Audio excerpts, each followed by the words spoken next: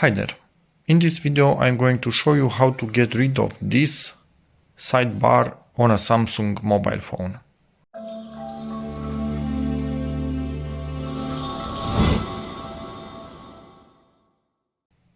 And yes, on mine I already don't have the apps anymore as they were annoying and I was searching how to get rid of it. I was hoping maybe, come on, do something, maybe from settings, from here, who knows what. Yeah, an update. Not going to do it now. Couldn't do it like that. Nothing worked.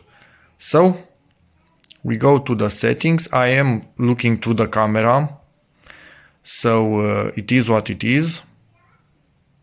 And search for, I think, edge panel. I already searched for it. Camera focus. It doesn't like the shiny screen. And you can see it here, edge panels. You can also tap it and it will take you to the display and you can find it in the display. And when I uncheck it, that disappears. Check it again, comes up.